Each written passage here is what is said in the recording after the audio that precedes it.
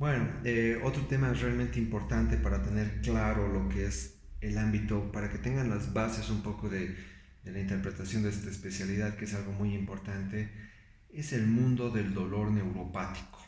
Todo lo que son el ámbito de patología, extremidades, ¿sí? Columna, es la interpretación del dolor neuropático. ¿Sí?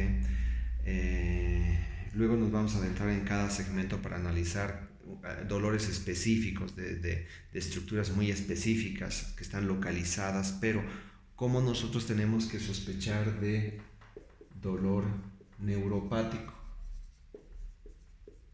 Entonces, el dolor neuropático se caracteriza por, obviamente existe irradiación, ¿sí?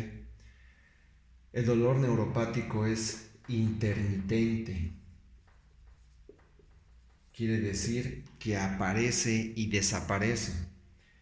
La característica del dolor neuropático son las disestesias, quiere decir las sensaciones anormales de este nervio, que pueden producir sensaciones de calor, de frío, disestesias, sensaciones anormales del nervio. Parestesias, el nervio deja de sentir, está adormecido. Y obviamente hiperestesias. Quiere decir que es tan insoportable el dolor que produce demasiada sensación de sensibilidad, ¿sí? No soporta ni el roce de la ropa. Entonces, frente a este mundo y esta característica de decir el paciente se irradia mi dolor, doctor, va desde el hombro hasta el brazo, este dolor, la irradiación es importante, obviamente porque estamos hablando de un ámbito neurológico de inervación sensitiva, por supuesto que tiene un trayecto, no puede ser localizado. O sea, nosotros cuando escuchamos a un paciente y tenemos la sospecha de dolor neuropático, no puede ser solamente me duele aquí, aquí, aquí. No, un dolor neuropático se irradia, ¿de acuerdo? La intermitencia es importante de analizar, porque un nervio puede dejar de doler y después doler más. Y generalmente esa es la historia del paciente, ¿no? Quiere decir, en la mañana, durante estar en la actividad, en su esfuerzo físico, lo que fuera, el paciente dice, me siento mejor, me duele, pero el dolor desaparece. ¿Y cuándo aparece? Lamentablemente en la noche, cuando el paciente está en descanso y allí aparece el dolor neuropático, ¿no? Entonces, obviamente, estos pacientes están atormentados porque encima del dolor no pueden dormir y es por eso que el dolor neuropático es tan complejo y consume al paciente también en el ámbito emocional psicológico, ¿sí? ¿Por qué la intermitencia? La intermitencia es que hay que entender que posiblemente este dolor neuropático en este ámbito de la especialidad se deba al compromiso o la lesión periférica de un nervio. Y vamos a ver que hay nervios que están predispuestos a su lesión periférica, ya sea porque pasan por algún canal, están en cercanías de algún músculo, estructura ósea, que los puede traumatizar en su función.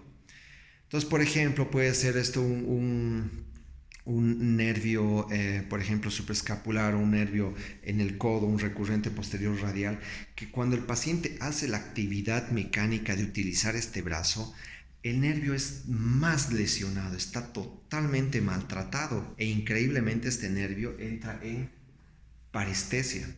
El nervio deja de sentir. Otro ejemplo es, y ahora lo van a analizar conmigo, estos pacientes con dolor neuropático, la persona que está manejando y tal vez no tenga la sospecha de esto, los mandan a fisioterapia. Y en fisioterapia el paciente dice, llego con mucho dolor y en la fisioterapia me empiezan a masajear, me hacen doler mucho y me calma. Porque están entrando en parestesia, están maltratando más todavía el nervio hasta que finalmente deja de sentir, ¿sí? Entonces, este nervio que ha sido más maltratado aún, recién reporta, habla de su dolor cuando está en reposo, ¿sí? Entonces, obviamente, cuando el paciente está en descanso o en la noche, recién se manifiesta el dolor neuropático y es ahí que empieza a doler. Por eso la intermitencia, ¿de acuerdo? Y obviamente estas disestesias, las parestesias que ya lo saben, y las hiperestesias son este mundo específico de dolor neuropático. Hormigueo, quemazón, ardor, hipersensibilidad, adormecimientos, dolor neuropático. ¿Sí? Entonces nosotros tenemos que sospechar de ámbito dolor neuropático teniendo todo esto tipo, esto es pura clínica, pura investigación clínica del dolor que sufre este paciente. ¿Sí? ¿Qué estudio específico habrá para el análisis de una lesión neurológica? Nuestro principal estudio es la electromiografía. Entonces, la electromiografía es la detección, ¿sí? El análisis del impulso eléctrico de este nervio, ¿sí? Obviamente, normalmente los nervios dan una inervación sensitiva y motora, quiere decir que dan energía para la sensibilidad y el funcionamiento de algún músculo. Evidentemente, esta electromiografía, como lo dice, reporta los potenciales eléctricos de una inervación motora de un músculo. Tendrá que ser muy raro, muy complicado que un nervio sea puramente sensitivo. Entonces, realmente ese nervio no puede graficarse en una electromiografía, ¿sí? Pero la mayoría de los más frecuentes pueden ser analizados por su inervación motora y determinar qué tipo de lesión presenta este nervio. ¿Qué tipo de lesiones tenemos en los nervios? Reportados por electromiografía.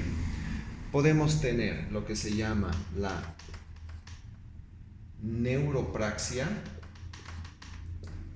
la axonotmesis y la neurotmesis. ¿Qué son estos? El reporte entonces de esta electromiografía nos dirá, está frente a una neuropraxia, quiere decir que es una lesión de la vaina de mielina de este nervio, que va a pasar, simplemente es una lesión que va a pasar, ¿sí? Axonotmesis, obviamente ya está en más profundidad de la estructura de este nervio, ya a nivel de los axones, ¿sí? También va a pasar, es algo que va a cicatrizar, evidentemente tomará más tiempo, ¿de acuerdo? Y finalmente la neurotmesis, que evidentemente esto ya es la sección del nervio, ya sea físicamente por un corte, una fractura que seccionó un nervio, o es un nervio que ha sido aplastado, lesionado por tanto tiempo que está necrosado, se murió. Entonces esto se interpreta como una neurotmesis, muerte del nervio. Clínicamente podemos diferenciarlos, por supuesto. En estos dos habrá todo lo que es la clínica del dolor neuropático. En la neurotmesis, por supuesto que ya no existe nada. Este nervio básicamente ya no da ningún tipo de inervación, ¿sí? Muy importante entonces a cuanto lo que es el manejo de dolor neuropático, ya la interpretación del dolor neuropático. Entonces en este mundo de traumaortopedia tendrá que ver mucho con lo que son nervios periféricos, ¿de acuerdo? Lo que son los más frecuentes de lesionarse. Durante los temas que vamos a hablar, creo yo que hablo de los más importantes, ¿de acuerdo? Entonces el tratamiento va sobre todo a infiltraciones, reposo de estas estructuras, manejo con medicación, y ya les había adelantado un poco una base de la medicación muy importante, créame que el dolor es mucho, entonces un error es generalmente el manejo con medicación opioide muy fuerte. En realidad estos pacientes se tienen que manejar con algún procedimiento de infiltración, y estos medicamentos muy nobles, por ejemplo, otra vez recalco, que es la oxcarbamazepina o lo que es la pregabalina. La pregabalina. Entonces estos dos medicamentos asociados a la infiltración, antiinflamatorios vía oral, al reposo, a lo que fuera, ¿sí? Estos medicamentos nos van a ayudar mucho en el manejo del dolor del paciente, y como ya les explico, el dolor es tan atormentante que estos pacientes ya tienen un compromiso psicológico, ¿no? Entonces estos medicamentos son realmente importantes para el manejo en conjunto del dolor neuropático.